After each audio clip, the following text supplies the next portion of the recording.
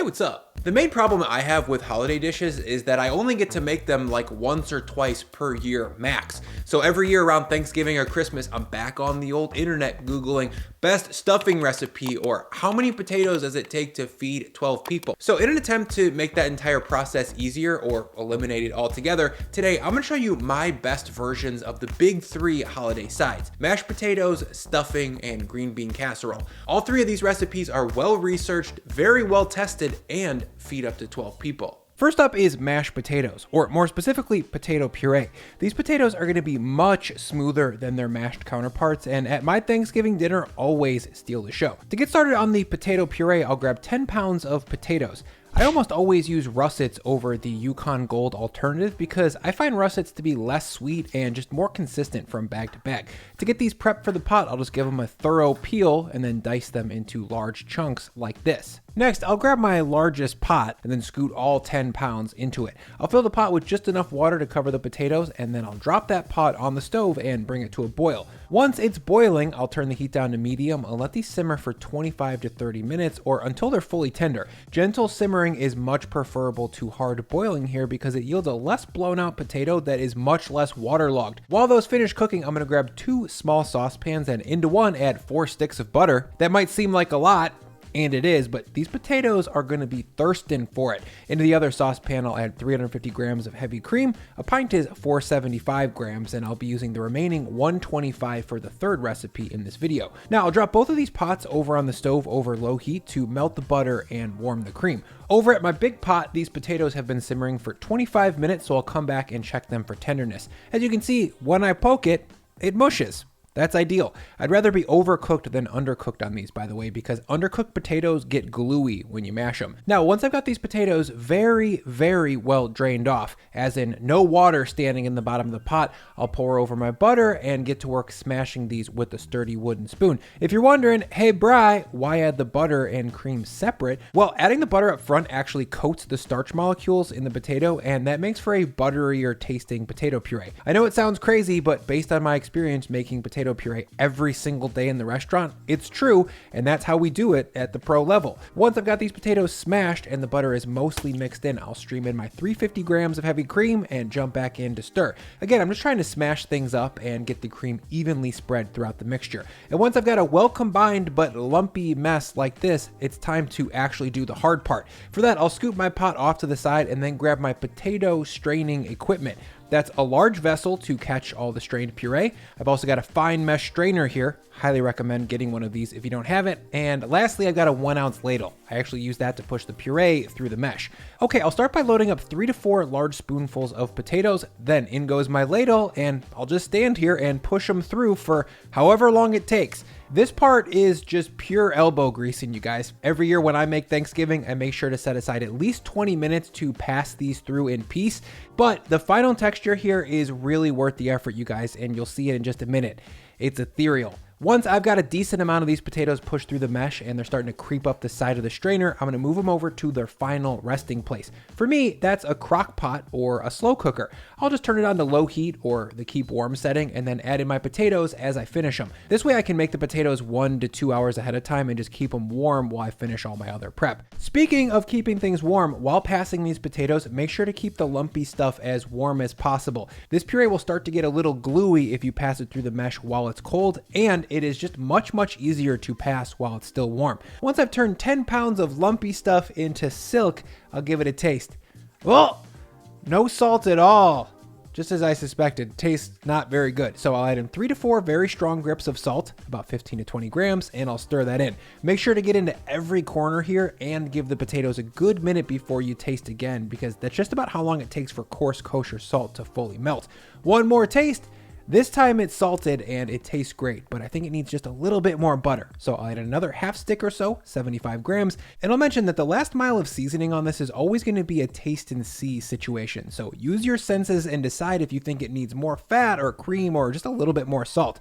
And honestly, these are really special, and I don't really know how to say it other than that. People who haven't had world-class potato puree just aren't aware that this level of pleasure is available. Yes, they're a lot of work and kind of a mess to make, but the result is going to redefine smooth for you. They're silky, luscious, buttery, creamy, and work as both a standalone dish or a supporting character for gravy and turkey. Okay, up next is the savory bread pudding, also known as stuffing. To get started, I'll grab 1.5 pounds or about 750 grams of hearty white bread. When I say hearty, I mean something that is a little bit less squishy and less sweet than your standard issue Wonder Bread. That stuff tends to make a pretty mushy stuffing. Now, to prep these, I'm going to stack these slices and cut them into large squares that are about 1.5 inches across or 4 to 5 centimeters. Chunkier bread is going to both hold liquid better and not degrade into a pulp like the stuff that comes in the stovetop box. Once I've got this whole bread loaf cut into large rustic squares like this, I'll spread it evenly between 2 half sheet trays.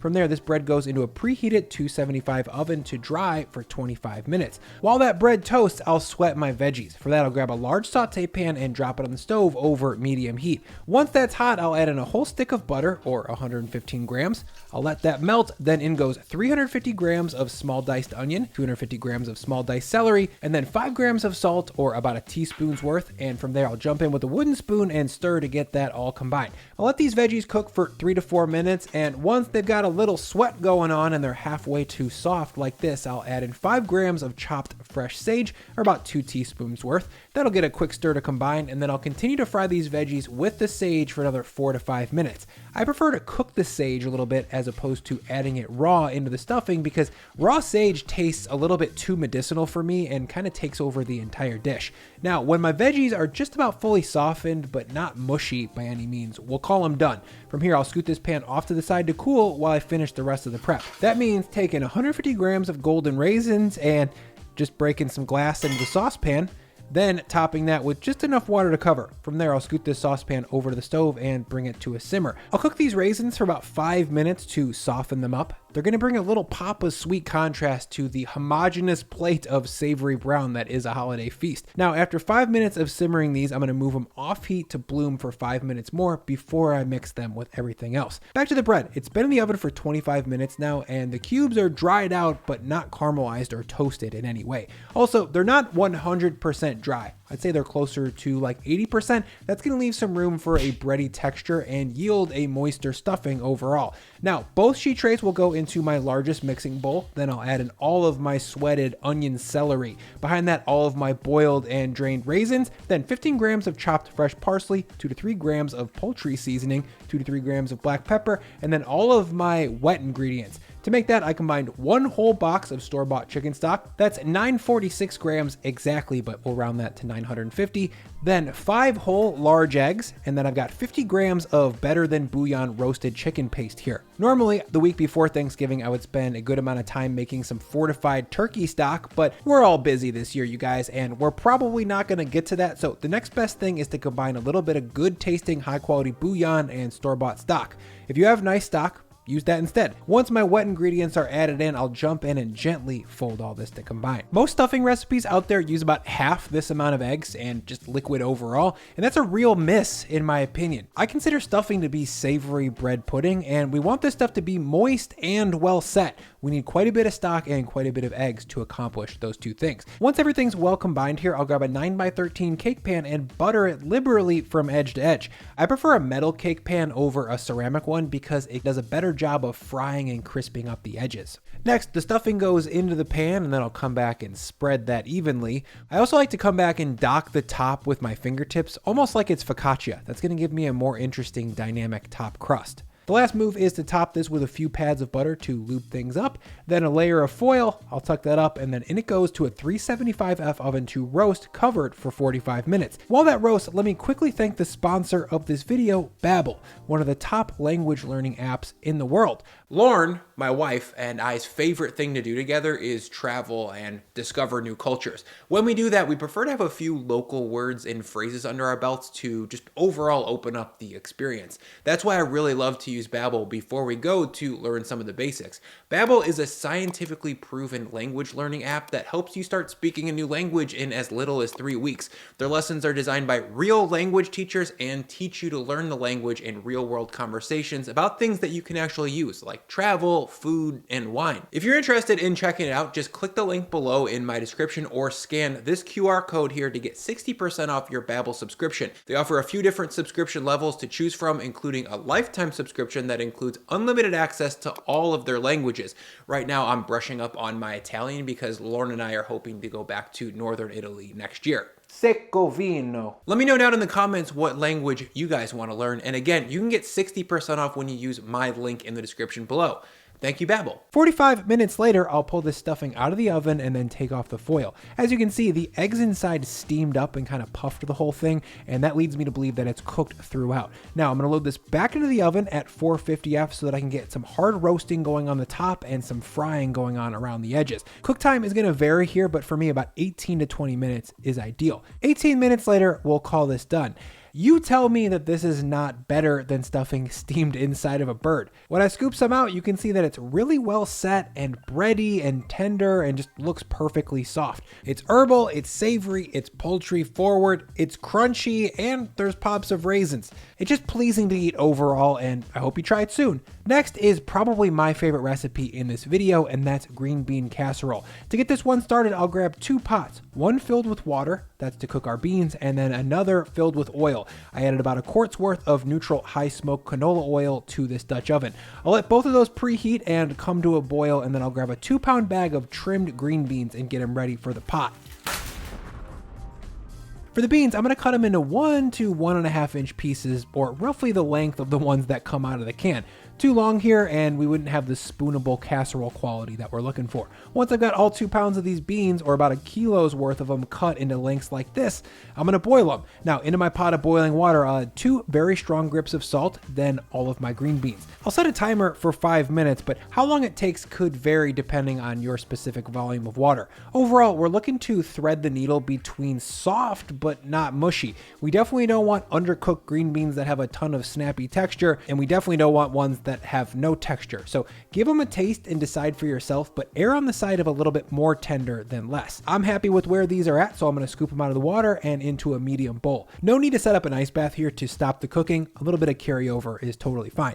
Next, let's bust out the crispy fried shallots. For that, I'm going to grab 6 to 8 large shallots and slice them into about 1/8 inch thick rings. If you can't find shallot, red onion would totally work. Just slice them sort of close to the same thickness. Once I got them all sliced up, I'm going to do a little bit of separation to split these into individual rings. In total, I need about 250 grams of sliced and separated shallot. Next, I'll make the breading. Into a bowl, I'll combine 200 grams of all-purpose flour, 75 grams of cornstarch, 3 grams of salt, 3 grams of baking powder, 2 grams of black pepper, and 2 grams of paprika. I'll stir to get that combined, then in goes all of my shallots. I'll jump into the bowl and give those a quick tossing to get them coated. Having some flour stuck to the outside before they hit the wet stuff in just a second is going to help the breading stick much better. Next, I'll grab something to sift the shallots out of this flour blend. For me, that's going to be the basket of my salad spinner, but if you didn't want to dirty such a large dish, you could just pick these out of the flour by hand. After these are well sifted and fully dusted with flour, I'm going to top them with 225 grams of buttermilk. Now I'll stir to get that combined to get the shallots fully coated with the milk. Then I'll use a slotted spoon to scoop these into the flour mixture that we just sifted off. There we go. Now another toss to combine to get the shallots evenly coated with the seasoned flour, and that looks great. Now over at the stove, my oil is at 350F, so I'll take these dredged shallots and carefully lower them into my oil using my spider so I don't splash myself with hot oil. Once they're all in, I'll come back and give everything a little poke and a prod to loosen the shallots so that they don't stick to each other. Also, if you're not looking to get a big pot of oil like this dirty, store-bought fried onions are actually pretty good, so if you were looking to cut a corner, this one would be it. After 5 minutes at 350F, these onions are taking on some nice medium gold color, so I'll lift a few out to see how they feel. And on the spider, I can tell they're crispy and brittle, and I like the color, so I'll pull them out. Over on my cutting board, I've got a paper towel lined sheet tray set up as a landing pad so I can drain these off and keep them from getting greasy. And there we go.